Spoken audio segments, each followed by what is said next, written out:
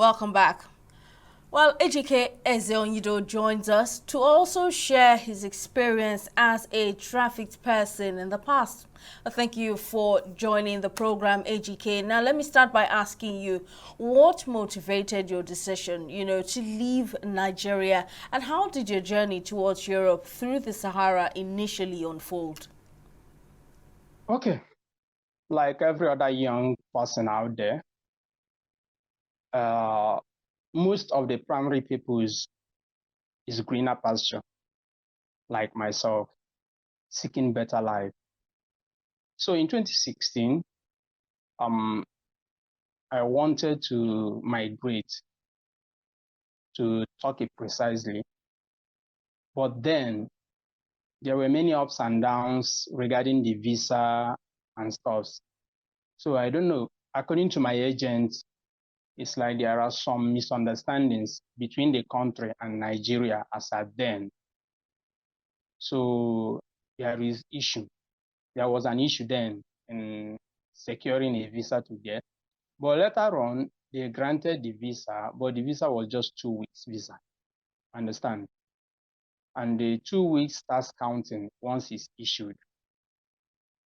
So we see that there is nothing good I can make out of the 2 weeks visa. So while discussing with a friend, sharing the situation on ground, so he told me about the road route that I can take and still migrate. So after he explained, I was excited. I bought into it. That is how my journey started. Or was there a specific moment or event that, made you realize you were in the hands of human traffickers? Um, once when I left Nigeria, understand, when I left Nigeria, we find out that things have changed. You find out that you are no longer in control of yourself and the journey. It becomes a smuggling that is somewhat metamorphosing into trafficking. Understand? Because at first, I volunteered for the journey. I actually requested for it. I sought for their service, the service of the bloggers who are the agents. So, but when we left Nigeria, getting to Niger, it's more like a slavery where you don't have a say. You begin to hide. You'll be hidden. You'll be asked not to talk. And if you dare do, they will just beat the hell out of you and nothing will happen. So it was then that it dawned on me that this is no longer funny. But then I can't go back. I was determined to get to where I was going. We proceeded into the desert from Niger, Agadez precisely. We walked for hours on foot to get to where they park their vehicle, which used to be pickup vehicle, like all these what's they called, Hilux. That is their best vehicle for the movement, or Tundra. So we got there, we moved from there. They parked us somewhere in the bush. When I said bush, it's not like a normal bush, just a very scanty place. We call it a desert, but there are these kind thorny trees that do grow there. Understand? So those trees is only what is there, one. So they dump us there. They said that the road wasn't clear. We spent like a month there in between two rocks where they hide us. So we are like in a valley. They robbed us. Everything we had, we lost it there. Some persons were lucky. They were able to hit some things away. Like myself, I was able to hit the money that was with me then. And we continued the journey into desert. At the heart of Sahara Desert, our own vehicle got broke down because we are in convoy of 8 vehicles. When our vehicle broke down in the heart of Sahara, we are told that our driver will be going back to Niger to go and fix it. He moved us to somewhere, he packed us and said he's coming back in 3 days' time. And he got water for us. So that was what we are living on, because food has finished where they packed us earlier before we even enter the Sahara Desert. So we are living on water, a cup in the morning and a cup at night. So from there to Libya, after the driver came back to pick us, we continued to Libya. In Libya, it becomes a different ballgame altogether. That place is more of, we call it ghetto, but that ghetto, which is the camp where they keep the migrants, maybe pending when they continue to where they are going, or the ones that they want to sell and whatever they want to do with them. So that place is like a prison. You don't go out. When you come there, some persons there, they will tell them that they have not paid. Maybe the person they paid in Nigeria didn't remit to them in Libya. They will put that person in a prison inside that same camp. And they will begin to torture the person. Like myself, they put me there. I spent like 3 days there. The problem was that they said that my money was remaining 50,000 naira, which I know I wasn't owing anybody then. But maybe they want to get extra from me again. I have to call Nigeria. The money was sent to them because I would not like them to know that I have some money with me. Because if they know, they will ensure they take it from me. So I call Nigeria, they send money to them. So we keep staying in the camp, and what I saw in the camp, honestly, I felt like I should fight. But then, people you want to fight, they have guns. Understand?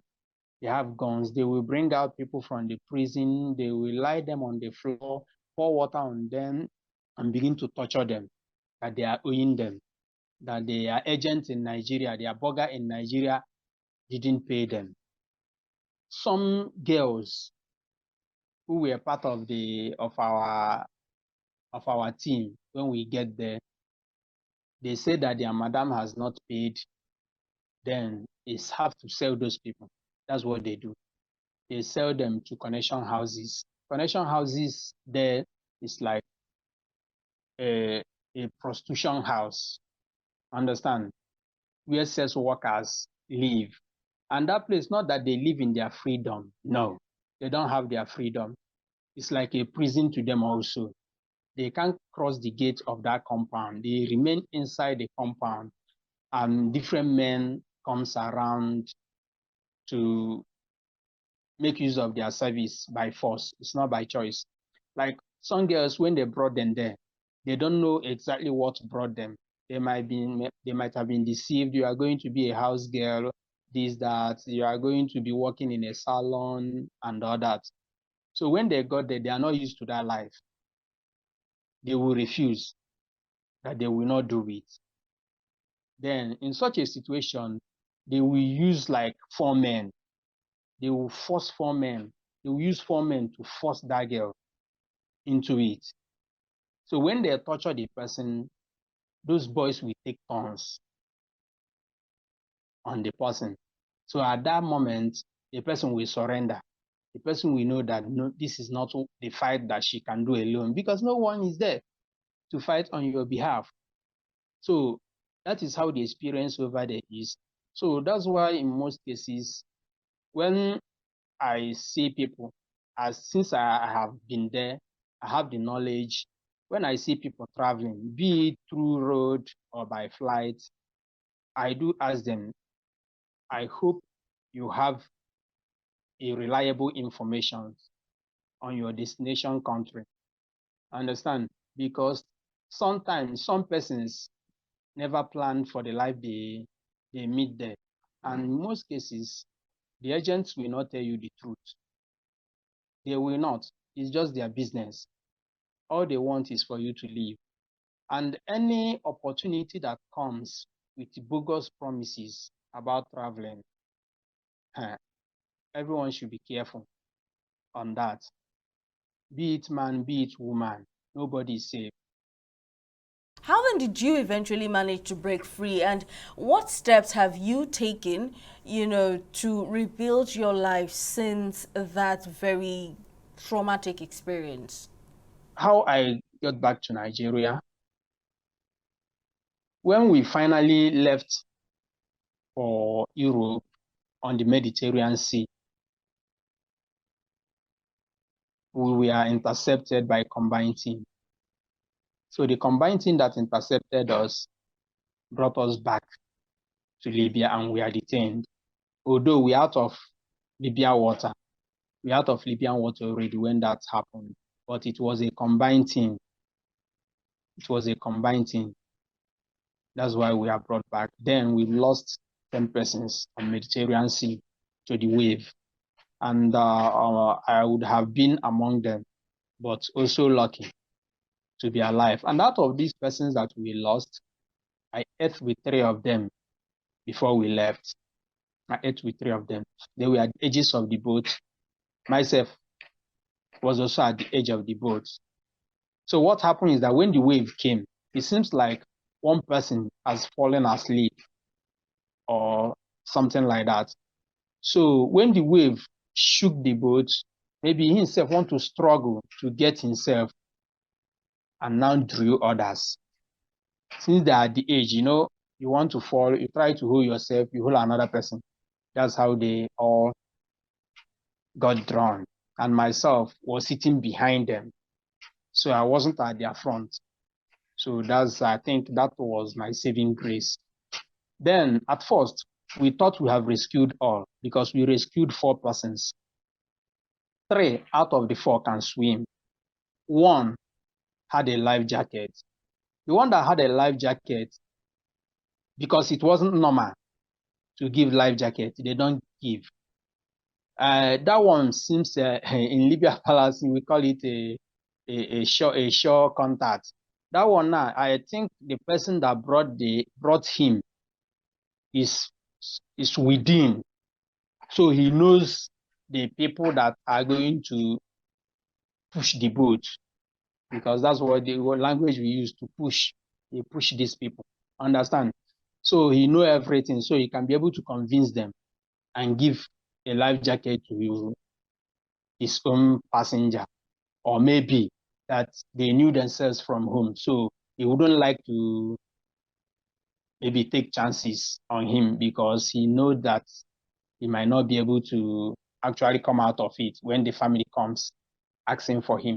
So we saved him and 3 other persons who were able to swim, so they were able to shout for help. So we rescued them. He himself on his life jacket, so he was floating. So we rescued him as well. Then when it was done, we found out that 10 persons are still missing, and we are very sure all of us boarded. And one of the missing persons lost his father like a month plus before we left to the sea. Then returning back to Libya, we were detained. And the detention camp is not a funny place to be. It's not funny at all. It's not funny. It's not funny. It's not funny. There is nothing about the journey that is attractive. Nothing. Absolutely nothing. Absolutely nothing. It was just stress, and stress. It was just a whole wasting of someone's time and playing gamble with someone's life, because I was able to come back. Many were not able to come back. This is a fact that the agents will never reveal to their potential victims. Thank you. Well, I can understand that this is one of the most difficult questions you've been made to answer before now. But can you describe, the most traumatic or challenging part of your ordeal? Okay. The most difficult part, I would say, is in the heart of Sahara Desert. I thought that would be my end. I thought that would be my end. Because when our vehicle developed fault, our driver returned back to Niger. He drove us to a place a bit outside the heart of Sahara. There is all these thorny trees that used to grow there. So there is one at the outskirts. So he just dropped us under the tree. We like make something like tents with wrappers and all that. So we have a shade over our head. So he said he's coming back in 3 days' time. So imagine someone being in the heart of Sahara Desert, waiting for 3 days.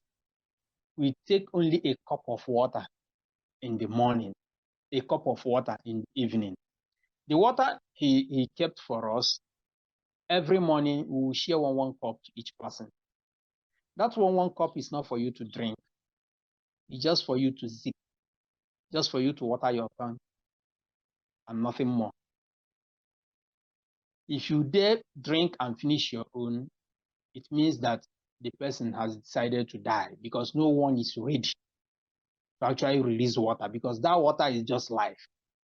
So when we stayed there, the first day passed, second day, the third day, water has finished. The water will finish by evening. So I said to myself and to others, it's not best for us to be here because you don't need to ask if we are going to die. It is clear that we are neighbors with the dead as it stands, that we need to make a move. So I said to them, once it's dark, because at night it's very cold. The desert is very, very cold. So at night, then we can see lights of vehicles. Since we are told that there is a mining site somewhere at that outskirts, that maybe we will see their lights at night and begin to trek towards that direction. Since the weather is cold, we have the energy that will sustain us, at least maybe to walk into security checkpoint. So when we walk into security checkpoint, we know that we are safe because definitely they will take us out of there. So after the agreement, that evening, one man came and said that you know this Boko Haram kind of tying face. He covered everywhere. You can even manage to see his eyes. So he said that our driver sent him to come and pick us, this, that. So all of us, we are afraid. At first, we refused. We said we don't know who the man is. That our driver said he would come by himself.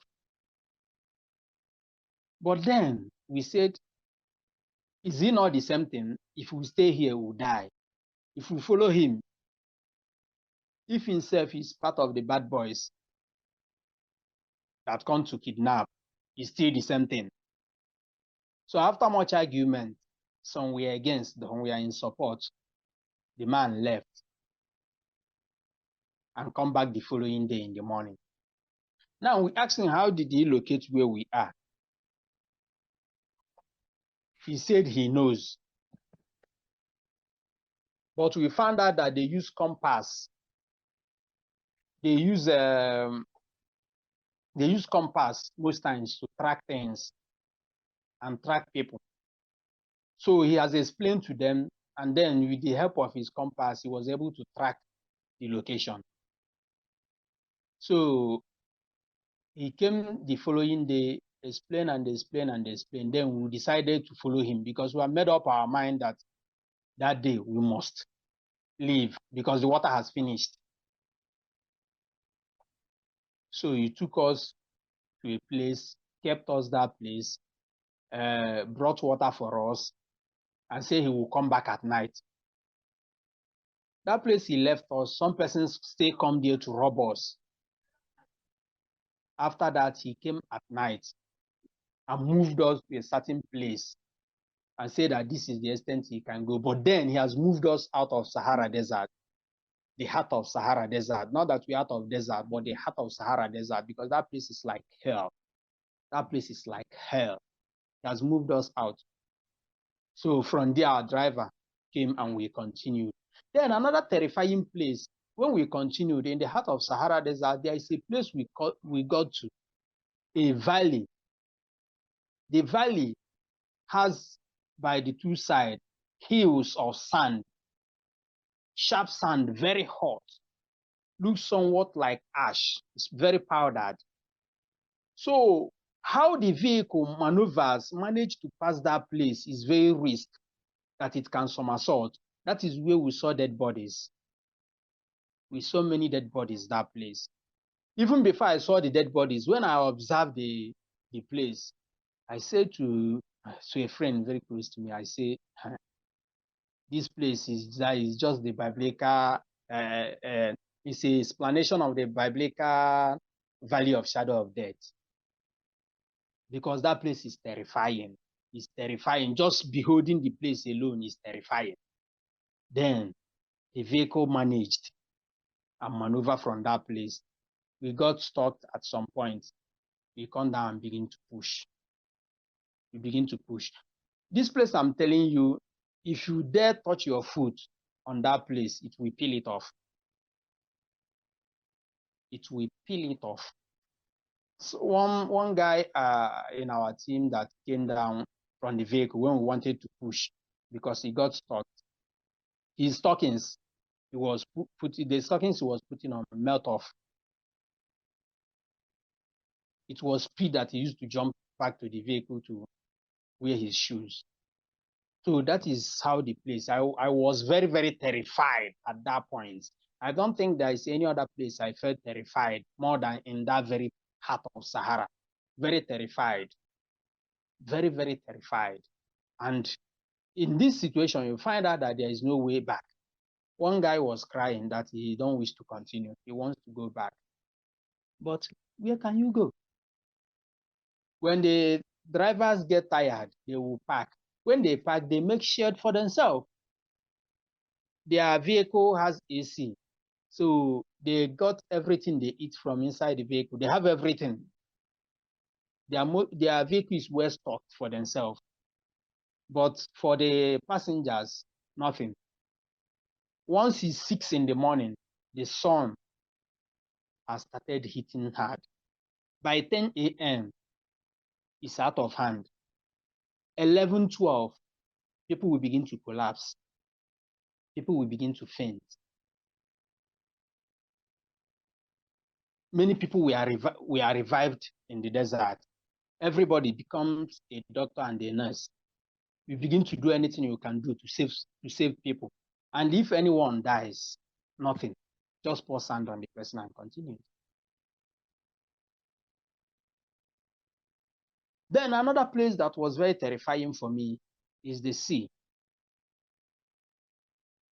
When we got to a stage, I looked back, I looked front. I found out that this is the highest risk anyone can take. You don't even have a chance to make an attempt to save yourself. So why should I? What got me into this? I was asking myself. You looked back, you can't see anything close to the land. Front, the same thing. Left and right, the same thing. All water everywhere. And not even a normal boat. It's a balloon. It's a balloon boat. So many thoughts were going through my mind. What if something punctured this? What if anything happens? So like that, 100 and something persons will be gone. 100 plus will be gone, just like that. Then there was a guy also that I met that said that in their own boat, he was the only surviving person. Only him survived. So, but what of the rest? The agents will tell their parents that these people are in Europe. They have just forgotten you. Maybe they are selfish. they don't want to reach the home yet. Maybe they want to, when they are made, they will now call home. All lies. Many are gone. Many are gone. Many, very many are gone. So then, if you come to my experience with the bloggers, the agents, being the Arabs, the Nigerians, and all that, is that subjecting someone to a slave kind of? You have no say. Right. So, what emotional or psychological impact did this experience leave on you, and how are you coping with it All today? right. I said I'm the kind of person that I don't usually dwell in my past. I see that this thing is gone, so I need to move on. So while in detention, I know that the traveling plan has been has been botched, that they can't move on with it. That one now is a failed attempt. So definitely I'm returning back to Nigeria. So I started planning, I started thinking. So I started thinking, what should I do? How do I pick up myself when I got home? So when I entered Nigeria, I tried to do a market survey again. Understand?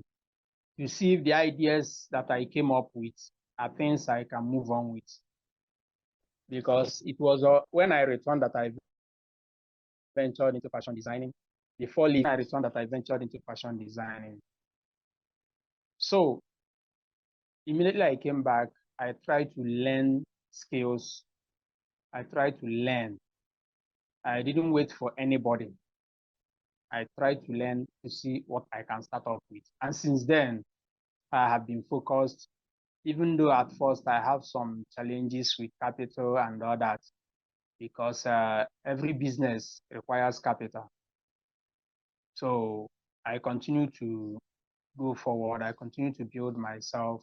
Then I was lucky to volunteer for IUM too. So from there, I got exposed to different trainings and all that. So I can say that I'm better. I'm very, very much better. I'm very much better. I don't think I stayed well in that experience. What I do now is that I try to teach people with the experience. I try to discourage potential migrants from taking uninformed decisions like myself, because if I had the opportunity to be lectured, to be tutored on all this, maybe I wouldn't have fallen victim. The money I spent, the money I waste in my attempt to get to Europe, if it was well invested here, maybe I would be far beyond where I am presently. And even the time, not just the money, the time wasted, because time is money too. So I use it to guide people now, to teach them, and some persons who are interested to learn are learning, because everyone must not learn. That's just it. Some persons, we still tell them the dangers, they want to experience it by themselves. And they might go to experience it and will never come back, because not everyone that experienced it returned home safely. So now my fashion business is going. Finally, before I let you go, now that you are actively involved in advocacy, what key message do you hope to share with others, about the dangers of trafficking and irregular migration? Okay, my message to Nigerians, potential migrants. I would not like this message to dwell just on irregular migration, because these things happens even if you travel regularly. A regular traveler can turn to an irregular migrant in his country of residence. Understand? Some persons flied and they flied into problem. So it's not just about irregular migration, but then there is higher risk for those who travel irregularly, because some of them might die on their way. But at the destination, it is still the same thing in most cases. at destination experience are somewhat similar. Some persons who flied, they landed in the country they don't know, they have zero information about, they are not even sure of the work that they were promised or brought there to do. Some of them have their organs harvested. Irregular migrants too, some of them died on their way, trying to get to Libya, trying to get to Europe. Like I narrated from my experience, the ones I witnessed, the things I see. So my advice is this: take an informed decision.